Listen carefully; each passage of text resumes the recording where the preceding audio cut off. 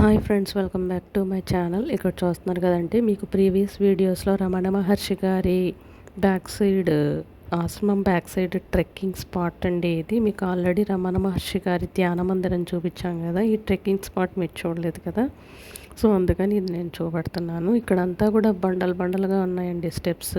మేమైతే bear foot తోటే నడిచాము. ఈ బండలు కొంచెం వేడిగా ఉన్నాయి, ఎక్కువ వేడి కూడా లేదు. దాంతో మేము హ్యాపీగా ట్రెక్కింగ్ చేసాము. సో దీనివల్ల ఏంటంటే బెనిఫిట్స్, మనకు నకసిక పర్యంతం నర్వస్ సిస్టమ్ బాగా యాక్టివేట్ అవుతుంది. ఇంకొకటి ఏంటంటే బ్లడ్ సర్క్యులేషన్ కూడా బాగా జరుగుతుందండి. అదనమాట బెనిఫిట్.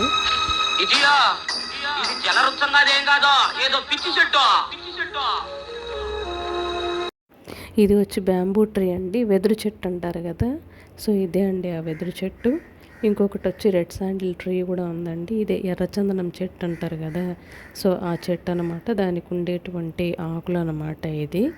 సో మాకు మధ్యలో కాస్త టయర్డ్గా అనిపించి మేము ఇక్కడ ఈ స్పాట్ దగ్గర ఆగాము. సో ఈయన వచ్చి బత్తాయి లెమన్ జ్యూస్ పిండి ఇచ్చారండి. ఒక గ్లాస్ 20 రూపీసే పడింది. బత్తాయి రసం తాగదామంటే బత్తాయిలు అయిపోయాయండి, అందుకని లెమన్ జ్యూసే తాగాము.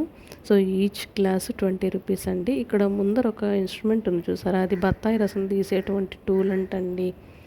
సో మేము బత్తాయిలు లేకపోవడంతో ఇంకా లెమన్ జ్యూసే తీసుకున్నాము. ఈ ఇన్స్ట్రుమెంట్ అంటే ఈ టూల్ ఏదైతే ఉందో ఇది చాలా పాతకాలందంటండి. పాతకాలంలో బత్తాయి రసం తీసేదానికి ఇటువంటి ఇన్స్ట్రుమెంట్ యూజ్ చేసేవాళ్ళంటండి. సో ఓల్డ్ ఈజ్ గోల్డ్ అంటే మనం దానికి నిదర్శనం ఇదని కూడా చెప్పుకోవచ్చు. ఆయన ఎన్నో ఏళ్ల నుంచి బత్తాయి రసం తీసేదానికి ఈ ఇన్స్ట్రుమెంట్ని యూజ్ చేస్తున్నారంటండి. చాలా బాగుంది కదండి చూడడానికి కూడా. సో ఈ జ్యూస్ మొత్తం తాగేసిన తర్వాత మా ట్రెక్కింగ్ కొనసాగిందండి. సో ఆ ట్రెక్కింగ్ కొనసాగడంతో మధ్యలో మాకు ఒక పురుగు కనిపించిందండి. అది ఏంటంటే రోకలి బండ అండి. రోకలి బండ అంటే మీకు ఇప్పుడు ఇంకా చూపిస్తాను.